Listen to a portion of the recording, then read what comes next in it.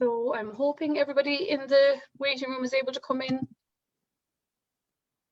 And we're live. Okay, so Mavis, you can turn back on your computer, and Carolyn the same, and I'll share my screen. And thank you everyone for joining. Again, welcome those of you who are new to the Irish American Heritage Museum in Albany. We're delighted to present this program, and join our museum, or certainly keep an eye on what we're doing on Facebook, and you can check out our YouTube page as well. So Mavis, are you in there? I am, I'm ready. Okay, good. Turn on your computer. God, lads, I hope are the people coming in from the waiting room? Can I just have one tick? Something. Ah, yeah. Okay, they're coming. So I've got my video on. Okay. Yeah. So just more people came in, so I just had to kind of go out into that to see it. So, okay, welcome those of you who just joined now. I'm going to share my screen so you won't see me. Hopefully everyone else will be muted except for Mavis McGetrick. Yeah. Okay, so there you are. Okay, Mavis, it's over to you. Thank you. Okay. Hello, everyone, and thanks for logging in tonight for our talk on the Irish Girl and the American Letter. My name is Mavis McGetrick, and I'm a member of the Rhode Island 1916 Committee, an organization that was formed in 2014 to plan events to commemorate the 100th anniversary of the Easter Rising. Since then, we have held monthly lectures focusing on different aspects of not only the Rising, but other parts of the Irish story as well. In Rhode Island, we've been very lucky to have had historians, teachers, and other experts present during our monthly series. I see that the museum too has had distinguished speakers for its events. The first thing I want to set straight is I am neither an expert nor a historian. I more or less stumbled across this article by Martin Ford on the Irish Story website. It was written in 2018. I found it very interesting. I hope you do as well. As I'm sure you know, in the mid-1800s, a famine ravaged Ireland. The failure of the potato crop and the failure of the British government to provide relief had a catastrophic effect on the population of Ireland. Millions either died or emigrated. In the days of the hunger, there were mainly two types of immigrants: voluntary and forced. The former, voluntary immigrants, are considered to be those who left of their own free will. Although considering what the state of affairs was at the time in Ireland, it could be said that leaving was really their only choice. In contrast, forced emigration was a tactic used by the British to punish many convicted of crimes during the famine. Now, to set the mood for the rest of the evening, let's listen to Carolyn Reeves sing a song about a man who was forced by the government to leave his home in Ireland for Australia. I'm sure many of you are familiar with it.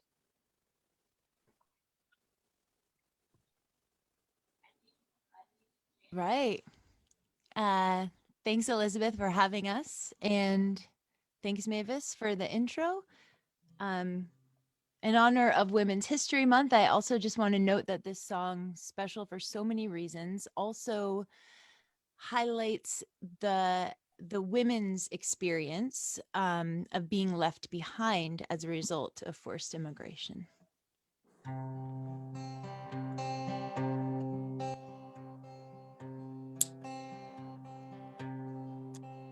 By a lonely prison wall, I heard a young girl calling,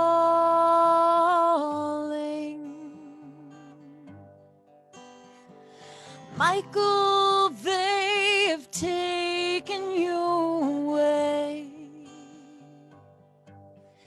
for you stole Trevelyan's corn, so the young might see the morn. Now a prison ship lies waiting in the bay. Low lie the fields of Athenry, where once we watched the small free birds fly. Our love was on the wing, we had dreams and songs to sing. It's so lonely around the fields of Athenry. By a lonely prison wall, I heard a young man calling.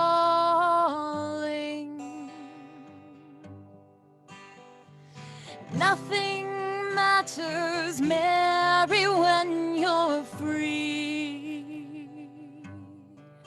Against the famine and the crown, I rebelled, they cut me down. Now you must raise our child with dignity. Low lie the fields of Athenry, where once we watched the small free bird fly. Our love was on the wing, we had dreams and songs to sing.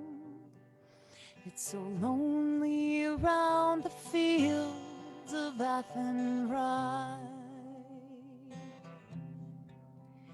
By a lonely harbor wall, she watched the last star falling.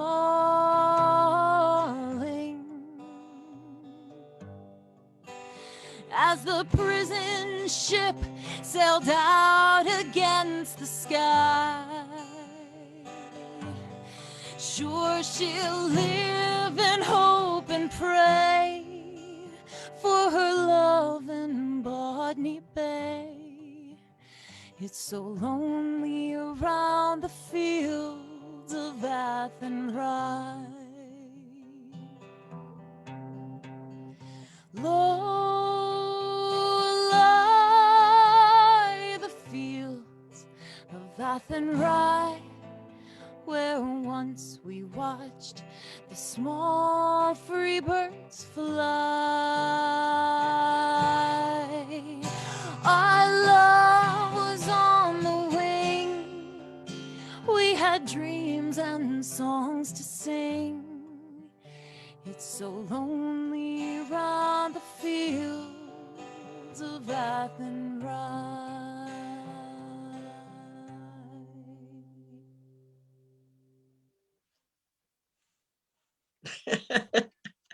Beautiful. Absolutely beautiful. So we'll go back now to you, Mavis, and I'll share my screen again. Yeah, with the slides. Yeah. Yep. Why are you not sharing? Okay. So I've just So I'm in that first one. Yep. Yep. Back to the first one. Okay. The title. There you go. And you're up. Sorry, I just had to put you up. Now there you are. Okay, all set. Thanks, Elizabeth, and thanks, Carrie. That was beautiful. And now on to the Irish Girl and the American Letter. I would ask that you keep in mind that here in the United States in the 21st century, we are dealing with many of the same issues that the Irish immigrants faced when they arrived in the 19th century. We still have not figured it out. The written missive had remarkable significance for transatlantic migration. Indeed, the peopling of North America owed more than a little to a letter, specifically what was called the American Letter, written or sometimes dictated by millions of immigrants to their families and friends at home. Throughout the long history of migration to the United States, the American Letter played a crucial role in the lives of countless immigrants, as well as to the friends and family left behind.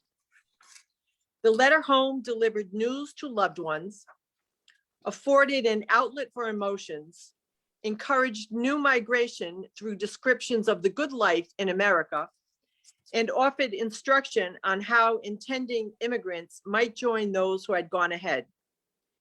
The American letter was the voice of experience from a strange but enticing land. The letter may also have contained cash, a bank draft, or a prepaid ticket with the plea that a relation or friend follow the writer's path to the new country. In short, the American letter was an essential part of the migration experience for people from many countries, but for no other group was it more important than for the Irish.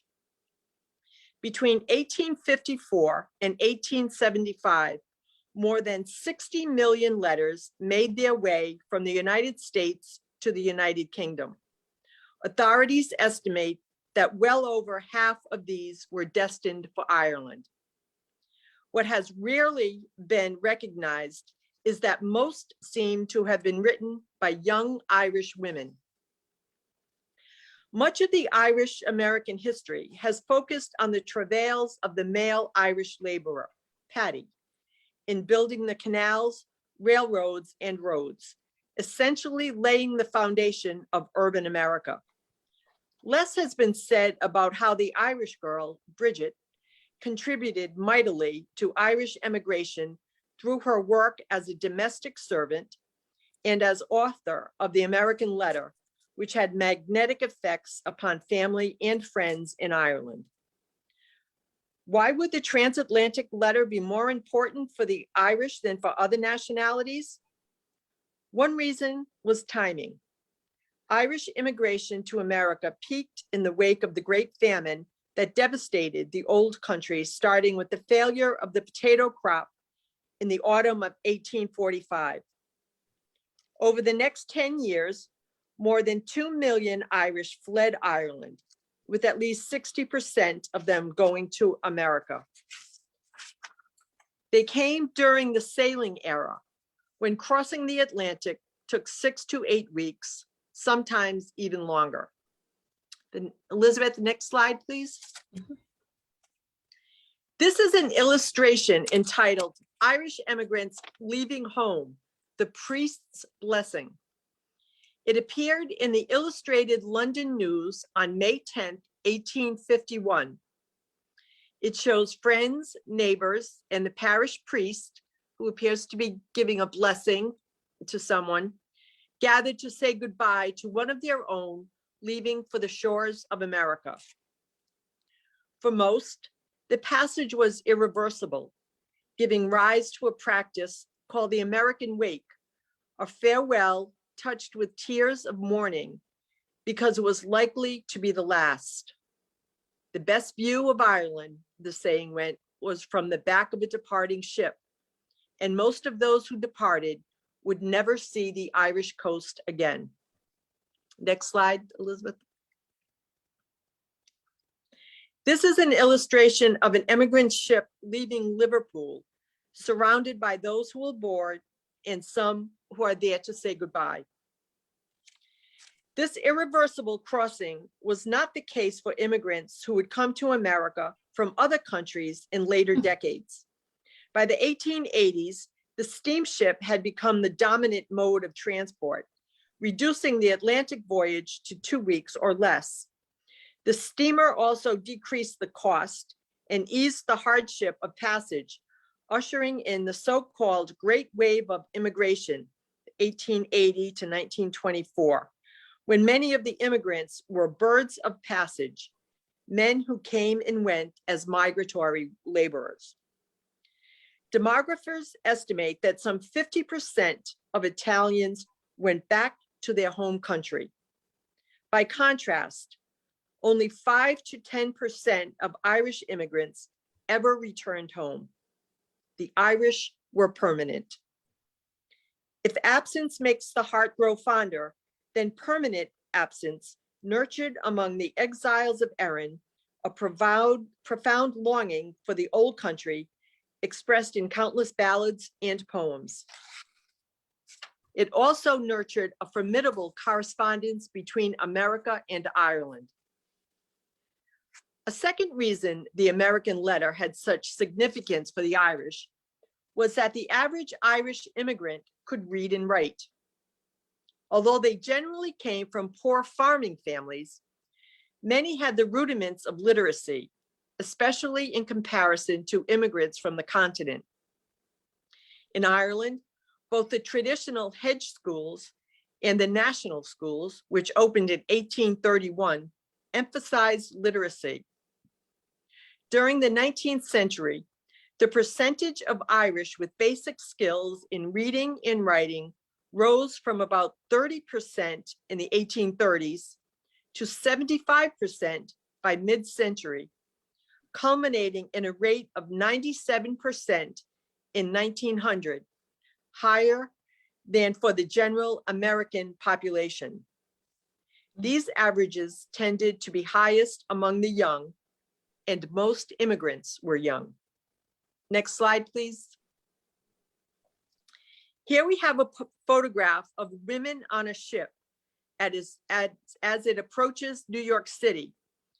The photograph is from the Museum of the City of New York. The third reason for the prominence of the letter home was the unusually high percentage of women among Irish immigrants, especially young single women, the Irish girl. While men may have formed the emigration vanguard during the height of the famine exodus, women, most younger than 25 and many in their teens, represented a larger portion of migrants than for any other national group. In some decades, Irish female immigrants outnumbered men. On the eve of the American Civil War, for example, women made up half of all foreign-born Irish, a share that was to increase as the century wore on in what historians have called the feminization of the Irish diaspora. This modest imbalance in favor of women, combined with the occupational circumstances of both sexes, helped ensure that women would be responsible for a large share of Irish letters from America. One of the ironies of 19th century Irish immigration was that on coming to America, the almost wholly rural Irish, scorned as dirt diggers and bog trotters, became city dwellers. Together with German newcomers, the Irish dominated immigrant arrivals through much of the 19th century. By 1870, the two groups represented a full 70% of the foreign-born population. Unlike the Germans, who favored farming and dispersed into the nation's heartland, the Irish clustered on the eastern seaboard, where they made up at least a quarter of the population in New York and Boston. Although the men abandoned farming, they did not relinquish the spade. Next slide, please. This slide shows Irish immigrant men working on the Transcontinental Railroad in Utah. The photo is from the Utah Historical Markers website. And as an aside, on March 17th, 1996, the Hibernian Society of Utah erected a marker with the following inscription: "To the Irish, who toiled on the Transcontinental Railroad, uniting our nation." The men quickly took up backbreaking physical labor. In 1837, the North American Review observed that American laborers resented the Irish because they do more work for less money. Like today's Mexicans, the Irish took jobs native-born workers did not want. By the 1850s, they had constructed the great majority of America's public works, doing the bulk of the labor on the young nation's canals, roads, and rail lines. Despite the obvious value of the Irishman's brawn, Irish women found jobs even more readily than did Irish men. quote, "The demand for females appears to be everywhere greater and more uniform than that for males," wrote the Anglo-Irish philanthropist Vere Foster in 1855. By far, the most important source of employment for Irish women was domestic service, most commonly as the maid of all work in the households of America's burgeoning gentry. As early as 1860, more than 3/4 of working Irish women were employed as domestics, a share that would vary little through the end of the century. Employers would have preferred to hire American girls. Help wanted notices routinely stipulated preference for Protestant or American candidates. Complaints about the raw Irish girl and jokes about Hibernian ineptitude were staples of women's publications. But for American girls, particularly those in the cities, domestic service bore a social stigma. They considered the work profoundly demeaning, preferring jobs as shop girls, mill hands, seamstresses, and the like. Most any other form of work would do, even though it paid less and offered fewer opportunities to save. As for girls from other countries, few came unattached to husband or family, and cultural prescriptions discouraged them from living in strangers' households. During the American Civil War, a travel writer observed, vast numbers of Irish girls had found employment as servants in families. Next slide, please, Elizabeth. Here we have a picture showing a group of young Irish women domestic workers. This comes from the County Mayo Library site, and the women are believed to be in New England. The numbers were indeed vast, particularly in the largest cities. In New York, Irish-born accounted for 23,386, or 80% of the city's 29,000 domestics in 1855.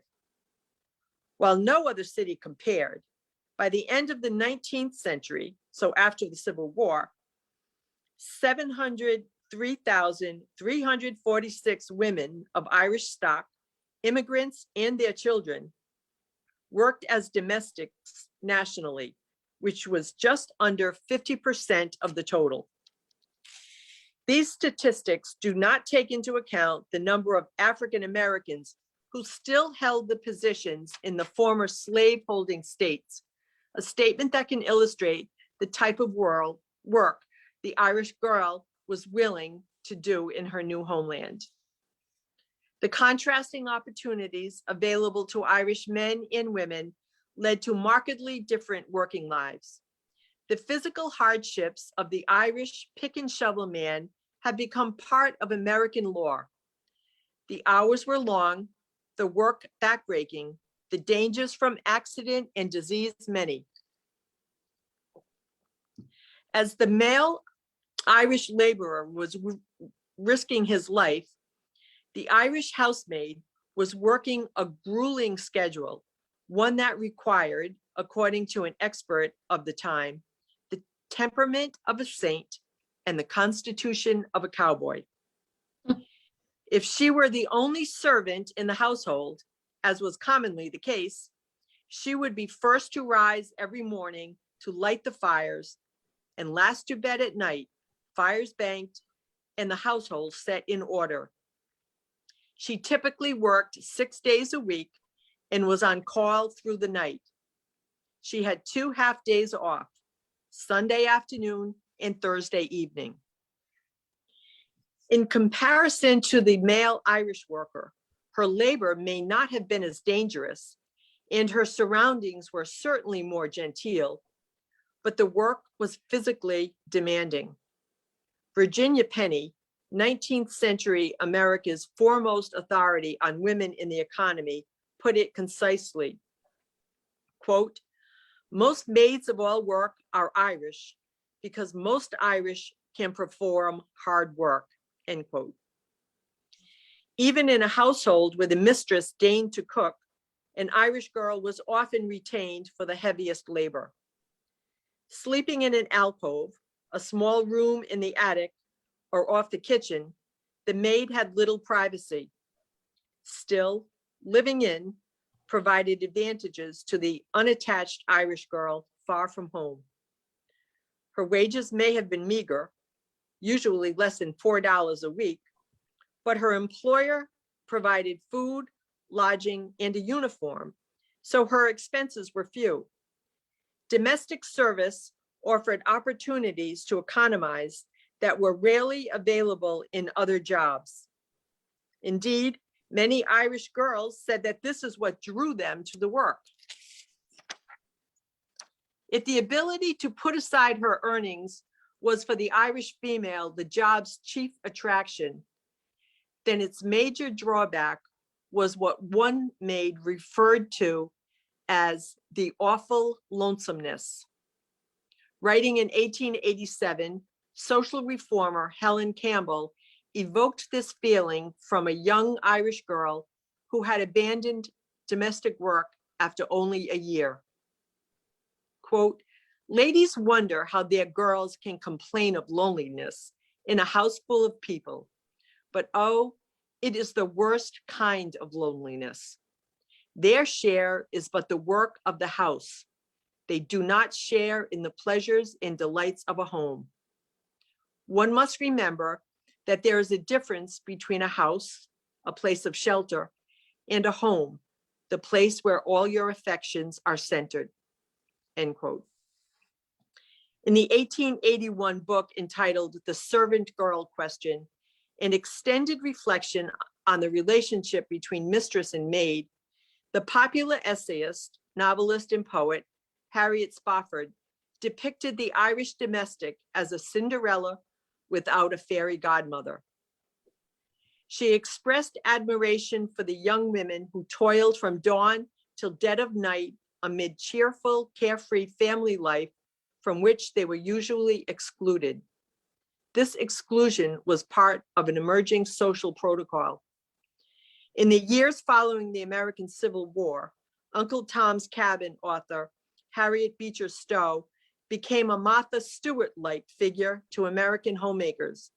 She collaborated with her sister on an influential series of domestic guides, which urged the American mistress to keep a proper distance from the Irish servant. Employment agency staff who placed Irish domestics in American households made a point of warning the girls not to expect to become part of the family.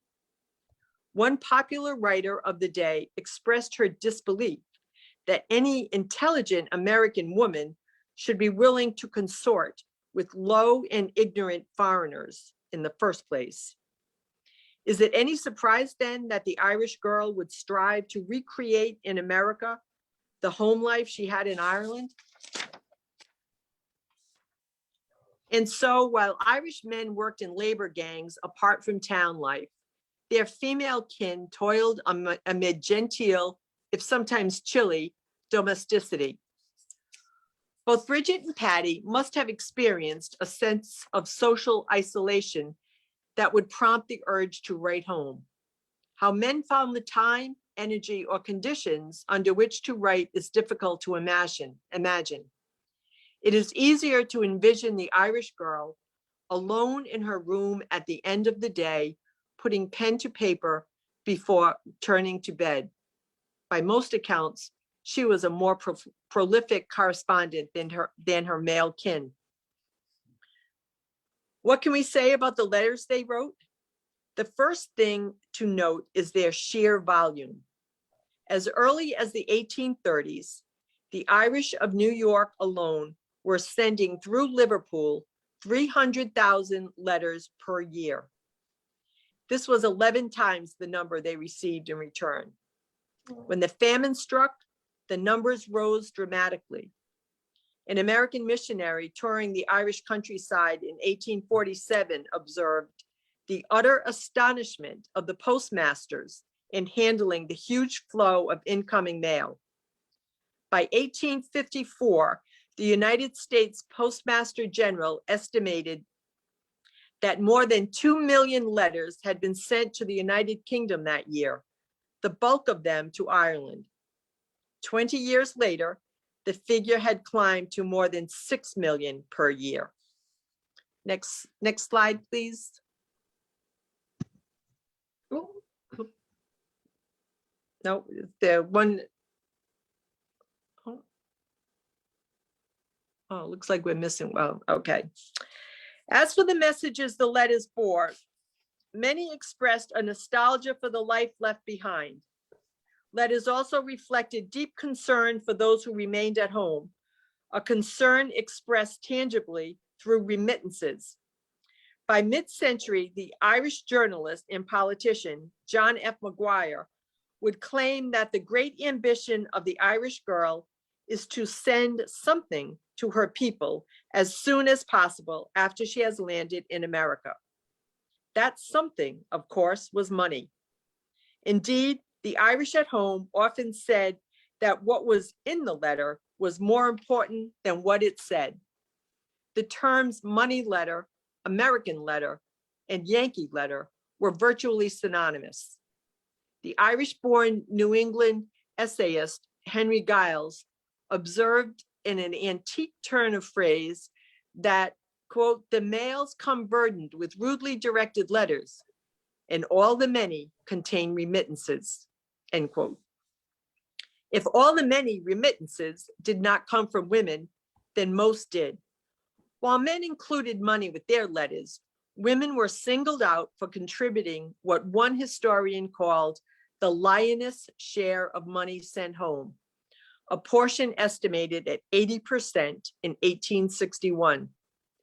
No wonder then that one Protestant head of a Massachusetts household lamented what he considered the inflated wage he paid to his Irish help and complained, "It is really we who are paying the rents over there." He was not far from wrong.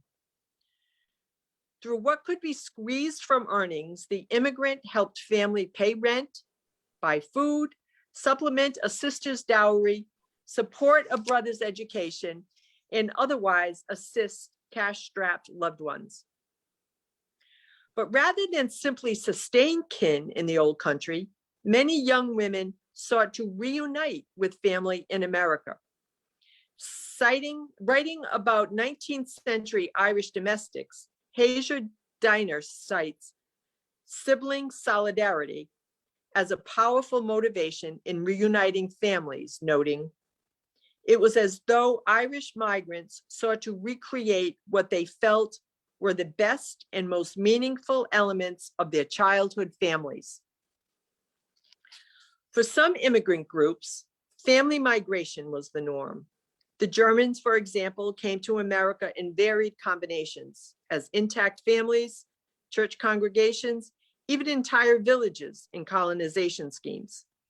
The Irish were too poor for such collective movement.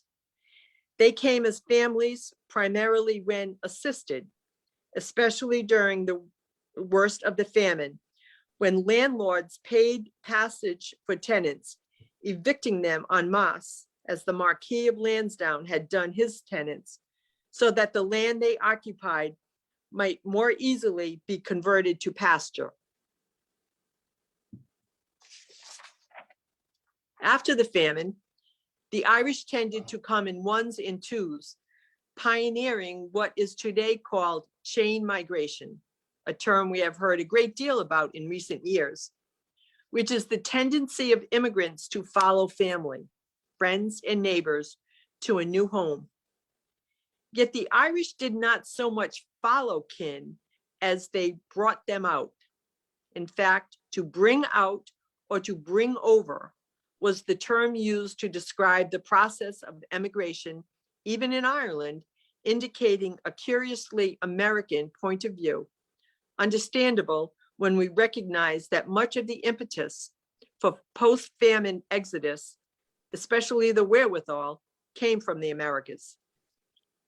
Even before the famine, anecdotal murmurings about this unexpected wherewithal had begun to circulate among clerks and shipping agents in the banks and mercantile houses of New York, Boston, and Philadelphia.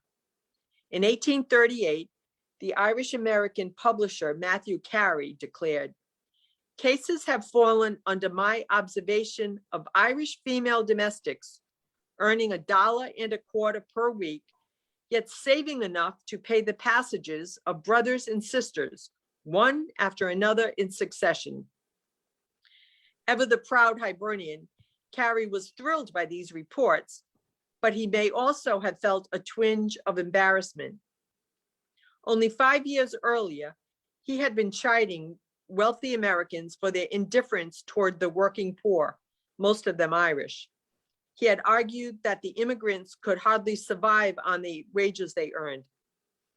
How could these same impoverished Irish now be sending home, in his own words, an incredible amount of money?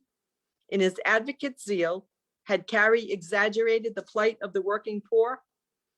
It was only natural that the intellectual Carey would dig deeper than the questionable accounts crossing his desk. He began, in the fashion of a Victorian scholar, by writing letters to officials of the banks most heavily used by immigrants, sending inquiries to 25 institutions.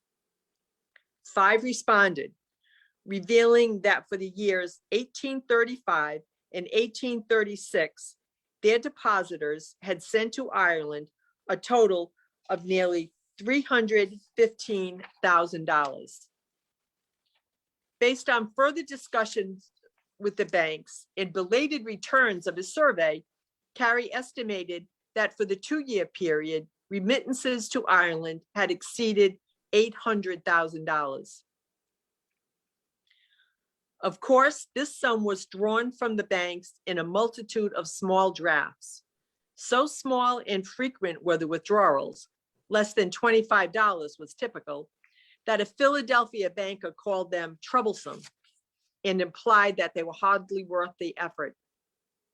Over the next several years, evidence mounted for a massive accumulation of funds sent to Ireland in small drafts. It was not long before persons in other quarters began to note these remittances with more than a mere surprise. In 1847, Robert Murray, a Scotsman who headed the Provisional Bank of Ireland, expressed astonishment at the extent of the amounts his institution had processed the year before, the worst year of the famine. Quote, "The remittances from Irish immigrants in America have been annually increasing for the past 10 years, Murray observed, until they have attained their present number and amount, which he estimated at $725,000. That amount, he concluded, was large, powerfully large, the equivalent of $21 million in today's dollars. Powerfully large seems to have been the understatement of an unsentimental Scotsman. Other commentators were more effusive, describing the aggregate transfers as phenomenal, breathtaking, and amazing. How did the significance of these transfers escape official notice for so long? Perhaps it was the withdrawals were so small and that they were made by the most unprepossessing customers, chiefly by girls in place, according to journalist John Francis Maguire, writing in 1868. Bank clerks were sure to have remarked on the increased traffic in December and March, for it was around Christmas and Easter, and maybe St. Patrick's Day, that the Catholic Irish were most intent on sending money home. It was then that their letters came in droves. Staff must have struggled to understand the thick brogues. They must also have struggled under the tedium of drawing up so many small drafts. Yet would even the most insightful clerk have understood that these petty transactions were adding up to prodigious sums? And in this photo, it's from the Library of Congress, it shows Irish immigrants, and I think you can see that many of them are women. And the photo is from the Immigrant Savings Bank in New York City. Only at a higher level, in the counting room where tallies were made at the end of the day or weekly sales calculated, would some sharp-eyed accountant have noticed and remarked on the impressive amounts being transferred to Ireland. That these amounts came from poor Irish, especially poor Irish women, may account for the delayed reaction. After all, saving money was not considered an Irish virtue. Yet, as the sums sent to Ireland make clear, saving was a virtue for many immigrants, even among the poorest. In 1849, Earl Grey, Great Britain's Secretary of War in the colonies, requested an accounting of the remittances for the previous year. Thereafter, the British Colonial Land and Emigration Commissioners systematically gathered this information and published annual estimates of the sums coming from North America. The yearly totals continued to climb from $2.3 million in 1848 to $8.7 million in 1854, a peak year for famine emigration. Throughout the remainder of the 1850s, even as the worst effects of the famine eased, the American letter remained the major source of support for the Irish poor. All in all, the saying in Ireland that women could be great hoarders of small coins also applied in America. Rather than secreting coins in the thatch, as was their habit in the old country, women banked their meager earnings until they could send them to relatives and friends, along with entreaties that others hastened to join them. If money in the American letter was an eloquent argument for emigration, the enclosure of a prepaid ticket was even more persuasive. During the latter half of the 19th century, more than 40% of all remittances came in the form of prepaid tickets, and American money would pay for 3/4 of all Irish emigration. Again, historians have observed that the millions that poured into Ireland came primarily from single women. Once married, these women tended to send less home, and yet the Irish were noted for delaying marriage or foregoing it altogether. By the time they were ready to marry, many had fulfilled obligations to kin at home and taken on new responsibilities to husbands and children in America. They had been joined by family who would shoulder the now shared burden of remittances home. Of those who remained single, and their numbers were large, many continued to bring out kin. It was precisely this expansive sense of family feeling that kept in motion the stream of immigrants that swept America's shores and the tide of remittances that flowed back to Ireland. Although remittances would drop during the American Civil War years, when immigration briefly faltered, they would pick up again after the United States and Great Britain enacted an International Money Order Convention in 1871, ensuring that money transfers would remain a driving force for immigration through the rest of the century. When Ireland suffered a new period of agricultural crisis in 1880, the habit of emigration had become part of the national ethos. Departures were fewer than in the years immediately after the Great Famine because the suffering was less, but Ireland was a much smaller country, its population having dropped from a pre-famine high of 8.5 million to 4.4 million by century's end. Nearly 3 million had departed, most for North America. Ireland's rate of emigration was higher than for any other country in Europe.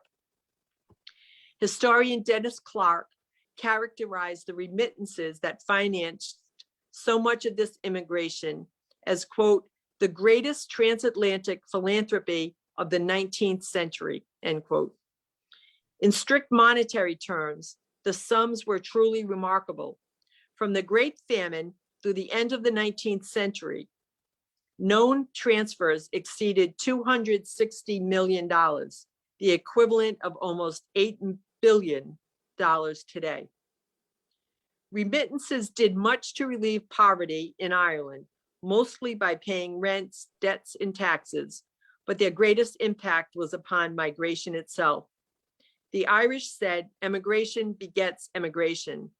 Their system of one bringing another had become self-perpetuating, as the pioneering migrant was joined by a sister, brother, or other close relative, who then took a job and chipped in, the family working as a team to pool savings and send for cousins, in-laws, and friends. In this way, many poor Irish girls became anchors in chains of migrants that would ground Irish American neighborhoods, parishes, and political wards, institutions that helped ensure a safe landing for new arrivals. No other country's immigrants included so large a share of women, but the pivotal role of the Irish girl played in building the Irish American community has been overshadowed by the labors of her kinsman, Patty, who dug the canals, laid the tracks, and carried the boat. Bridget, the maid of all work and brunt of Yankee humor, has yet to be fully recognized for her outsized contribution to Irish immigration. Ever mindful of the kin from whom she departed, with a discipline and frugality which was near Calvinist in nature, the lowly Irish domestic sought both to support family in the old country and to make for them a new home in America. If emigration from Ireland was an exodus, as native-born Americans often called it, then Bridget was its Moses. Moses directed his people with a staff. Bridget led hers with a pen. And now to wrap it up, I'd like to turn it back over to Carolyn for another song. Okay. So come on in, Carolyn. Yeah. There we go. Thanks, Mavis. All right. So this song that we'll close with, I think, is representative of the yearning that a lot of people feel when they leave their home country.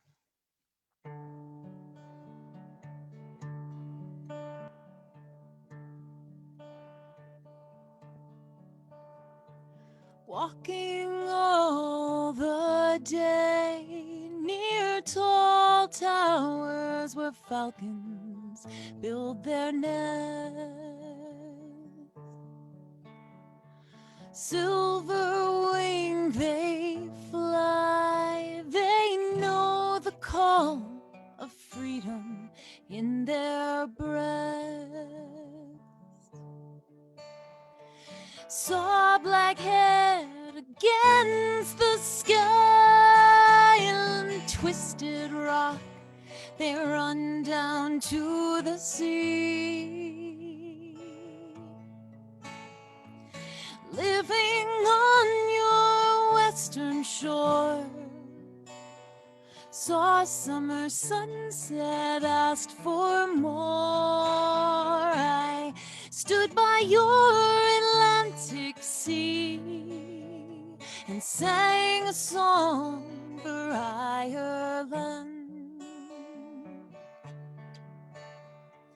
Talking all the day with true friends who try to make you stay.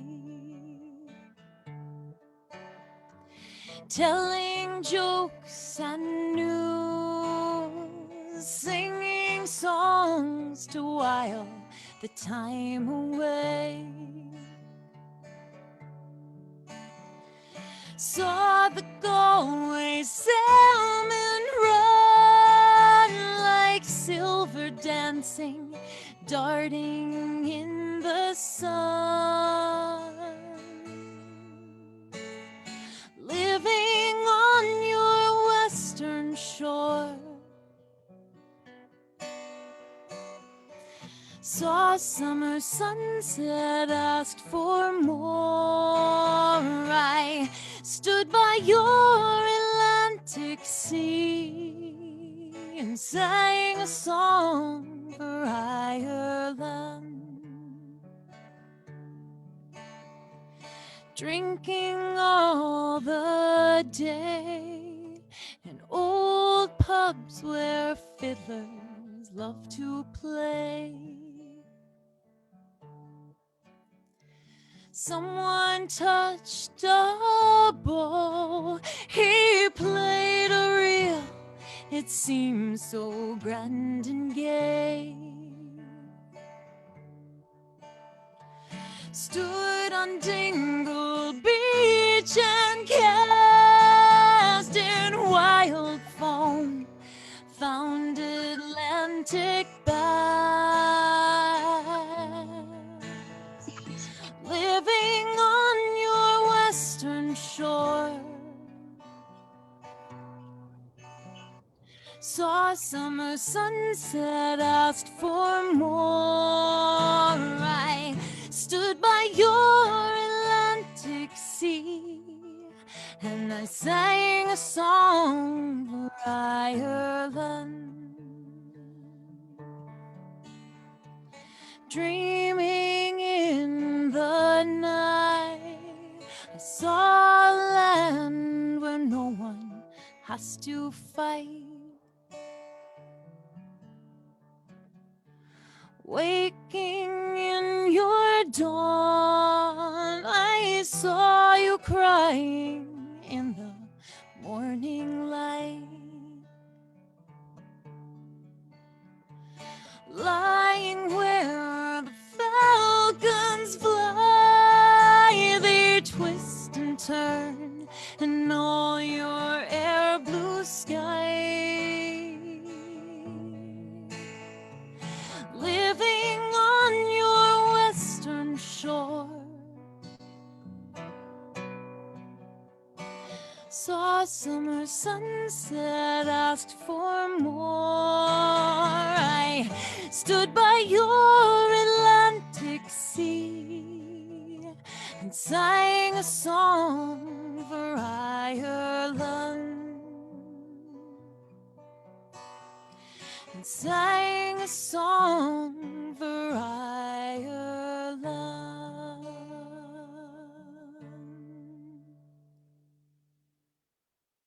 Phew.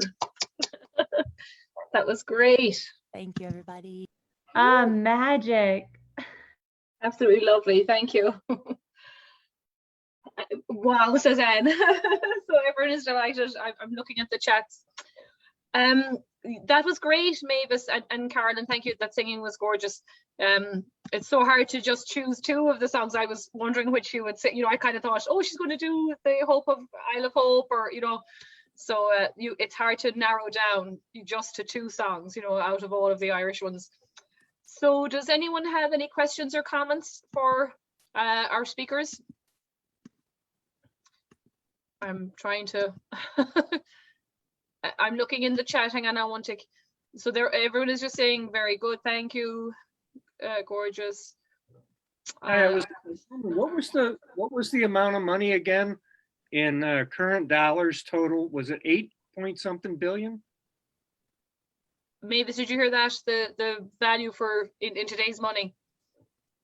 Yeah, let me go back through my notes. I think it was 8 billion. Wow. It's huge, isn't it? Like, yeah. You know, it kind of changed the history of Ireland, not to mind the history of America. Mm-hmm. Yeah, it was $260 million, the equivalent of almost 8 billion today. Mm-hmm. And that was through the famine, through the end of the 19th century. Yeah. Yeah, it's amazing. I know the Immigrant Savings Bank records are available. I don't know how much of them have been digitized, but the New York Public Library, I think, have them. So some of them might be digitized. And, you know, I did research years ago. So it was very typical, you know, for them to not have huge money, which was surprising.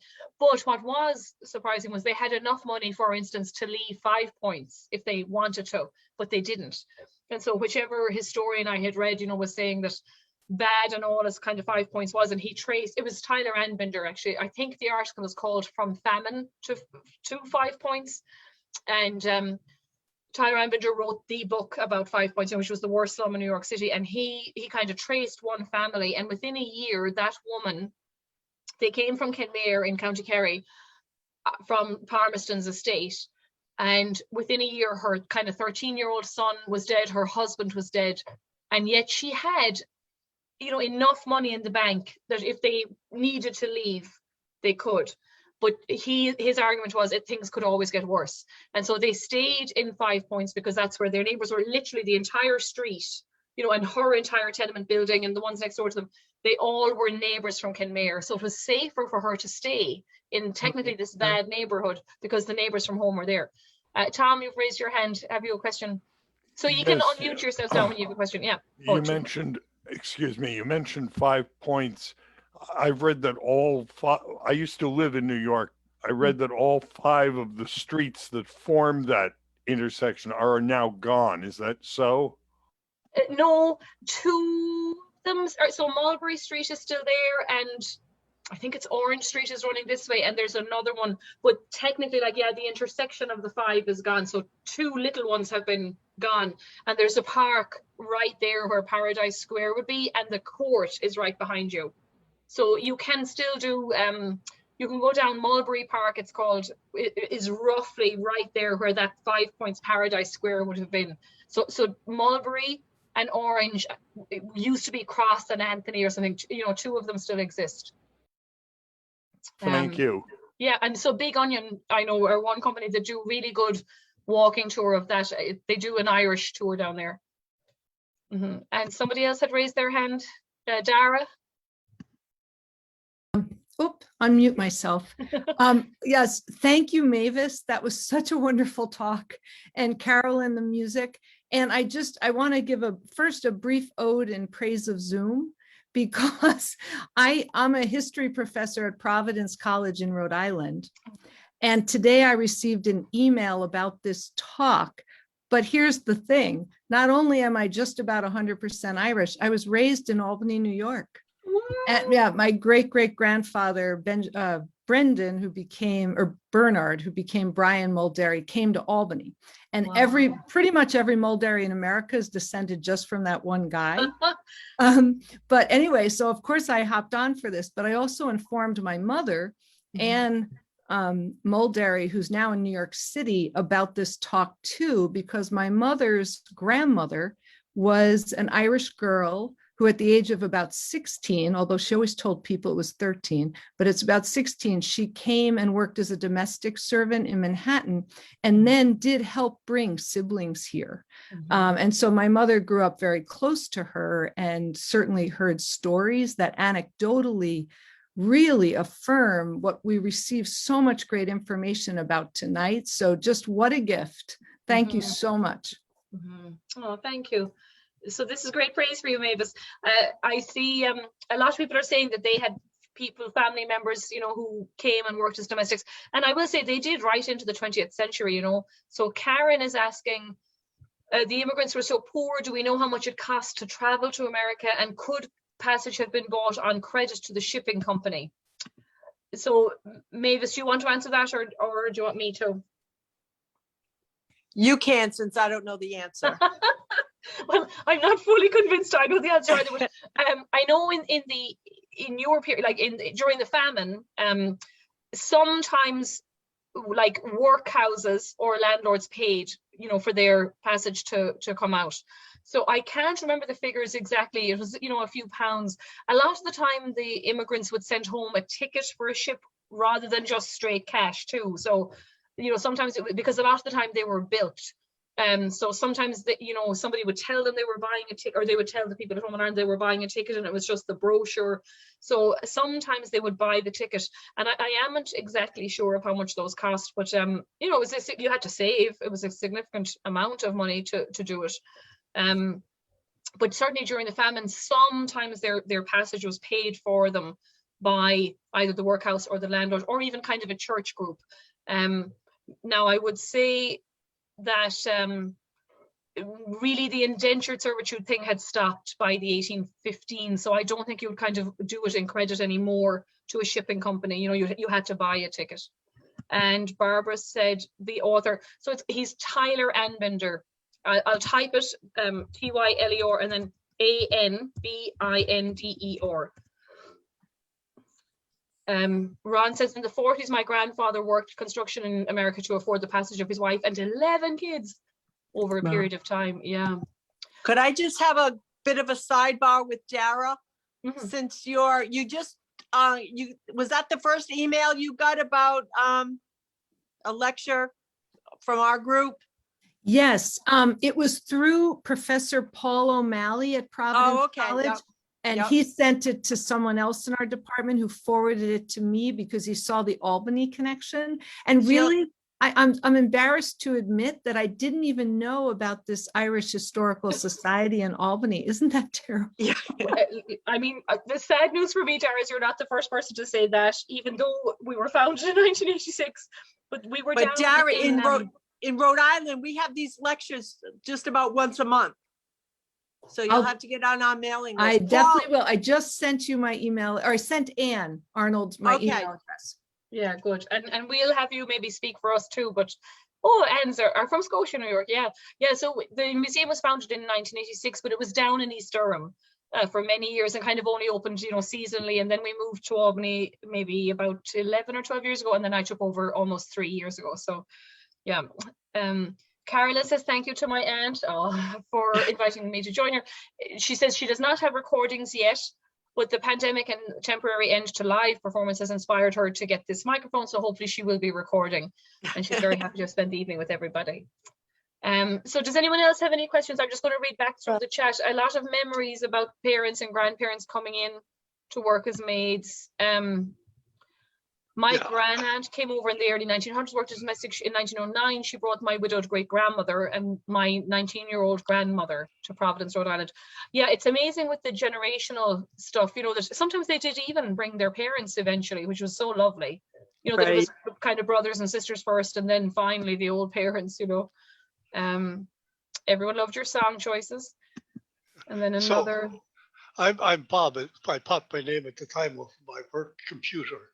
And so my parents both came up from Galway separately in the late 20s, but it even continued. My best friend in Ireland, since we were kids together, his daughter came over and went home 2 weeks after 9/11.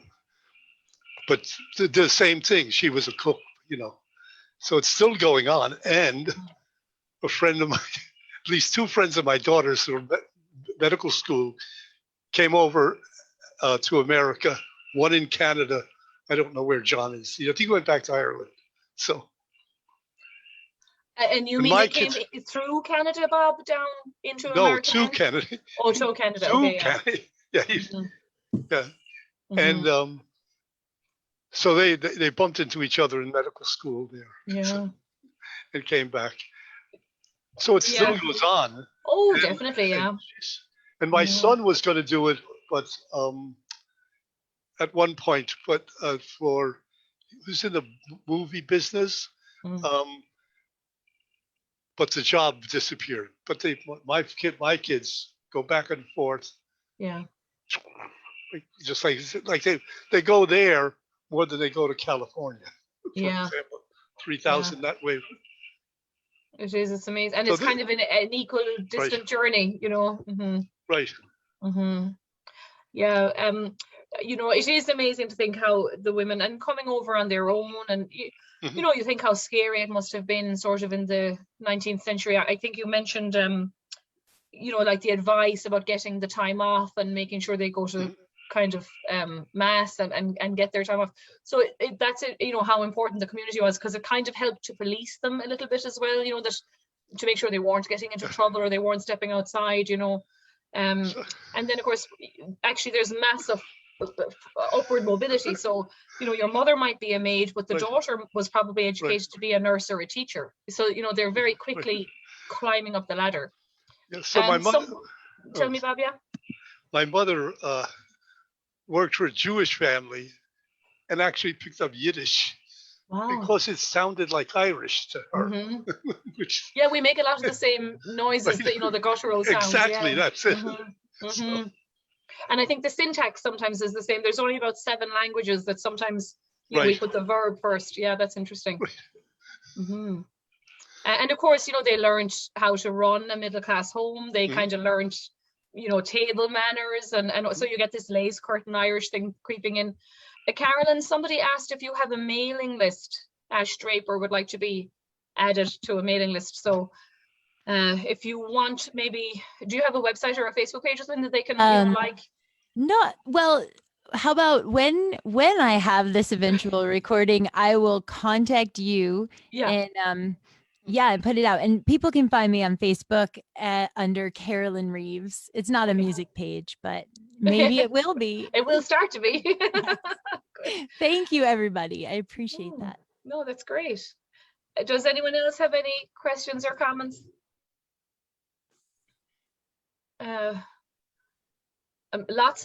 You're inspiring lots of memories. Anne says a most famous rabbi from the oldest synagogue in the US, in Truro Synagogue in Newport, was a Dublin native, Theodore Lewis. Yeah, and is typing. I'm just going to quickly check in with our Facebook people in case they're. I always forget about Facebook. There might be questions over there, so just give me one pick. Where am I? Did I stop sharing my screen? Yeah, good. I hope I did. I'll just quickly look in our Facebook. Thank you, Elizabeth, for the great presentation. Mavis and Carolyn, you were brilliant. Okay, yeah. So no, there's no questions on Facebook. That's grand. We just have to check that out because I always forget about that one. And now, sorry, there's 2 more new ones in the chat. Why did some return to Ireland? Laura and Frank are asking. Do you want to take that one, Mavis? No. I don't have any confidence in answering that. So I hate to jump in, but I will. So there's a really good article called, and I'll type this one out too. These are all in academic journals, so I'm not sure where you can get it, but I'll try to get a copy, and if anybody wants to email the museum, I can send it to you, but don't tell everyone that. But it's called the Fionnuala factor. So Fionnuala was the sister in the Children of Lear's story, and she had to mind her brothers and sisters that were turned into swans. Remember that? It's an old Irish. And he talks about American Irish girls going back home, and a lot of them don't actually stay. So they go back, they have the money, they have a little bit of independence, they have kind of tasted life outside of Ireland. This is in the early 20th century. And some of them don't stay because they kind of have outgrown, the community and the little role, the small role that they would have been kind of condemned to, in a small village. But some of them do stay because the money gives them independence. So now they can marry the guy they want, or they don't have to marry someone, necessarily in their own class. Like if they were very poor and didn't have a dowry, their options were limited, but now they have money. Or they might buy a store or a farm. So it kind of opens up the world for them. But as Mavis said, like there's a tiny repatriation rate, maybe 10% go back and only about 3% stay back. So it's very tiny. The Jewish community were the only other, community here in America that had less than the Irish go back, because there's no place to go back to. How do you go back after a pogrom in Russia or Poland, So I had a question. The reason I raised that question, I'm Frank, and we went over to Ireland on one of the trips I've been, and I was looking for some relatives named Shagru, and I had trouble finding them that were perhaps related to my family until I came across a 90-year-old gentleman in Ballinskelligs. I was going to say, you must be Kerry with Shagru, yeah. Right, and he said to me, "Oh, you must be looking for your roots." Oh. And he was right. And as we talked, and I told him my mother's maiden name, which was Shagru, he said, "Oh, I know that." And he said, "Where are you from?" And I said, New Haven, Connecticut originally. He said, "Oh, I spent time in New Haven back in the late 1930s.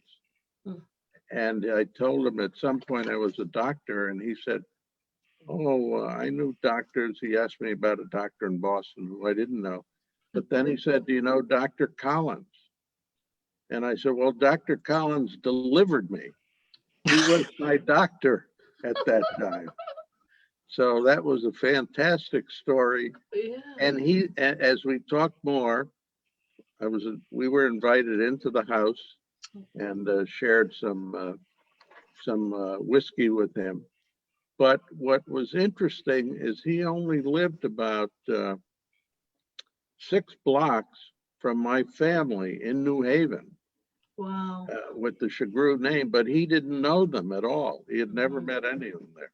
Mm-hmm. But we had a great time. We went back another time and saw him there. Wow. We even bought a painting. He started painting at age 90, and we have that in our house now. Wow. And had the Sugarus totally died out of Ballinskelligs by then? Like there was none left at all? No, he knew a fisherman that was there. That was his connection to the Chagru, a good friend of his.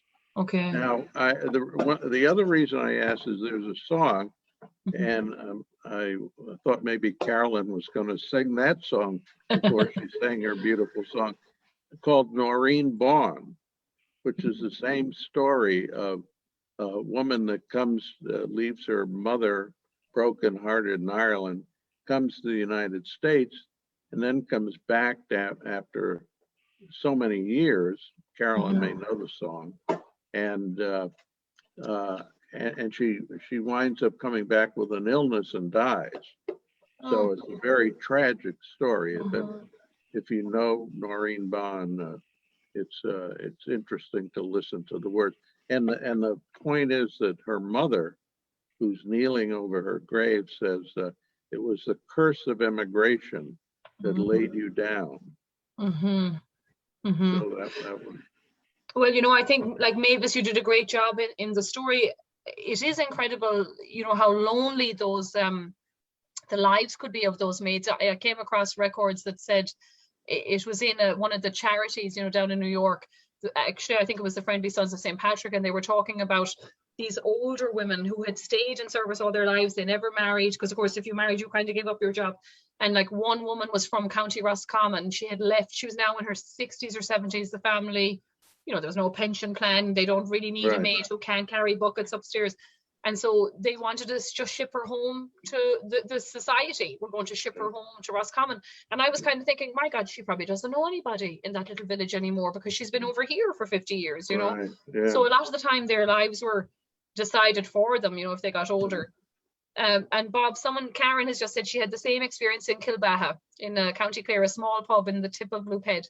A fella in the pub said to me, after he asked where I was born, I knew the doctor that bore you. And he did. Yeah, Ireland, there's lots of those little stories in Ireland, unfortunately, or fortunately. You know, that's the good thing when you come looking for your roots. Somebody might be able to point you in the right direction, you know. Enjoyed the presentation and the singing. Yeah, it was great, Mavis. Thank you so much. And Carolyn. Dara has said, was the song mentioned? No, oh, you've sent a link. Great. So there's a link in YouTube for Noreen Bawn.